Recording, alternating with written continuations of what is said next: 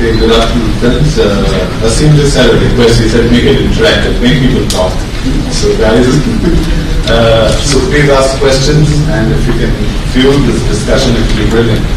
So I think there are two aspects to the topic that we're going to discuss. I think one is the root or the core purpose of this in the day and age that we're living in is rooted in a certain authenticity and the entire aspect of relevance attached to that. So I think there are two aspects to it. One is an internal brand core, and the other is the external manifestation, which is how you stay connected with your audience to communicate that.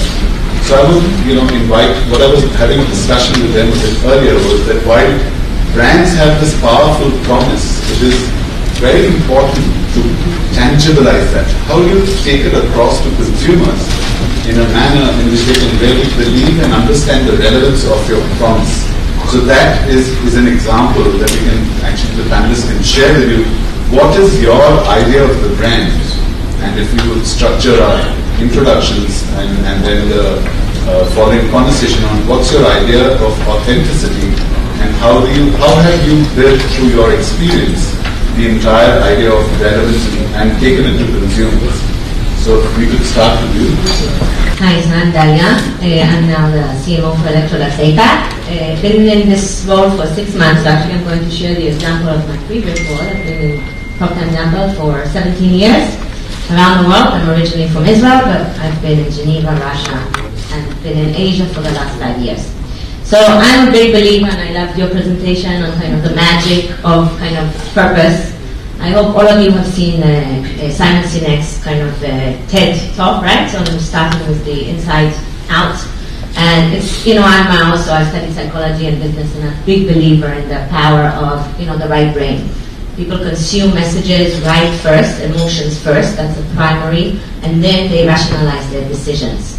So that's kind of just the science behind what we're trying to do with purpose. That's the first thing. I think the second campaign, which just won the Cannes, the Play Like a Girl, is a brilliant example of how you can really bring that in a big way, enveloped with a social message to really take a brand forth in developing a message around that. I would actually jump across to Asim to really understand from, since not a competitor, but just try and understand from you what is the idea of relevancy in this entire spectrum of transparency that we live in, and how have many of your brands broken through that?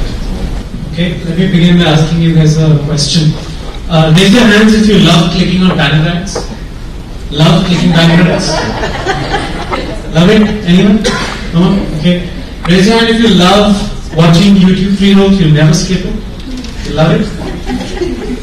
Now raise your hand if you've ever run a campaign where you made a banner ad, or you made a YouTube pre-roll, or you made some form of digital advertising. Anyone? Yeah? So I think the fundamental change in relevance is that consumers don't give a shit about advertising anymore. They have all the power, and they don't want to be interrupted. The second big shift that's happened is that they have all the information, they have all the power. In this world, last year there was a survey done on very interesting question asked to consumers. Your favorite brands, if they were to die tomorrow and not exist anymore, would you care? 74% of consumers answered no. So 3 out of 4 brands in this room, nobody gives a shit about. So the fundamental shift in marketing that we've tried to do in Unilever, I think we've started to make the beginning, is that marketing needs to begin with your purpose, and your purpose needs to be about solving social issues, crises, environmental problems, or things that matter to your consumer. David is coming in from a banking perspective, and sometime back, somebody in the audience, when I think the gentleman presenting ING, somebody in the audience said that how do you bring your purpose alive, especially in an environment which is rigid? So, in the entire environment where banking is seen as a product and service which is fairly complex and rigid. We're in times where personalization, where customization is to the fore. And why don't you give us a perspective on that? It's really hard to follow people touching and also banner and clicking. I don't have any sound bites, so let me apologize in advance. I'm 7 weeks into my new job in financial services, which is very new to me, but I think it's magic. Why is it magic? It's an industry where we sell you debt.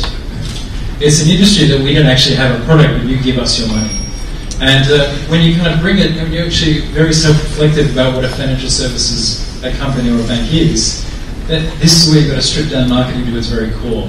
Because I agree, actually, it's all about purpose. Marketing nowadays to build brand is all about advocacy.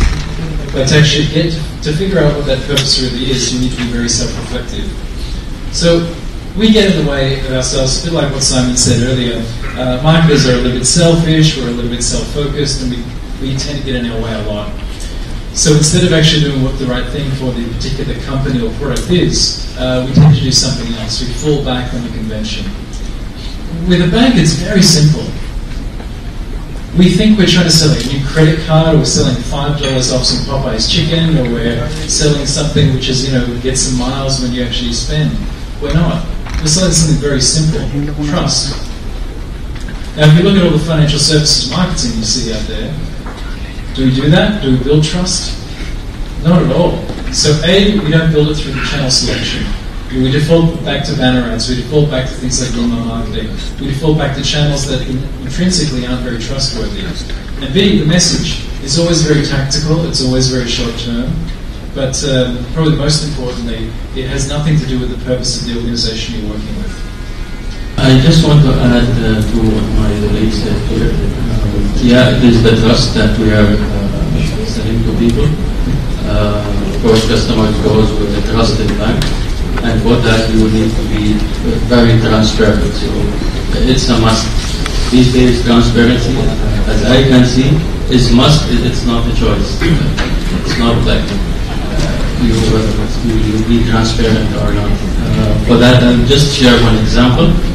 Or basically live experience that I've gone through. One of the days, somebody of the customers recorded a voice message, that his card is stolen. Basically, his money is stolen. He had the card in his pocket, but he's getting an SMS from the bank saying that some amounts are there. What he did, he recorded that message and he just sent it to social media, to WhatsApp, which is most popular in our region. And everybody read it. It's not only one bank, it's more than one bank.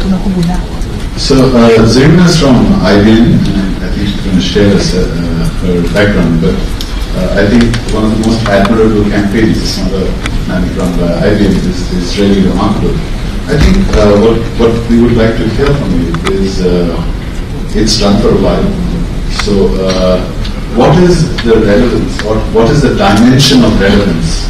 After a certain amount of fatigue might have set in, or what is the next level of the smarter planet that makes it relevant in this day and age that we're talking about? Because it runs a while back. Okay, thank you. So first of all, let me just say, and I don't think I'm the only one associated with a brand that is more than 100 years old. So you do ask the question, how do you become and continue to be relevant when you're more than 100 years old? And I would say two dimensions. One on the left side, if you will, is to really think back on what's before. I think a number of us talked about it. Well, what is that DNA? What is it, that this brand stands for? And I would imagine all of you would think about the word think, right? You think about IBM and you hear the word, you see those 5 letters of think. That was the very, very beginning of the beginning, really hardcore of what IBM stands for. On the other side, the other part of the real core value that we really see in each of us, many of us, and in fact earlier this morning we talked about innovations as well, is innovation is not for the sake of just innovation, but innovation is that really matters. And I'll touch back on, early on the keynote, I happened to be here early this morning, when Freddie from Twitter talked about, some of the campaigns, and in fact, a couple of you highlighted it, and how they're able to know that, if they say something about negative about the girl, and now you are seeing, said, well, we need to really be part of it, and you leverage the algorithm, and you leverage the knowledge and insight.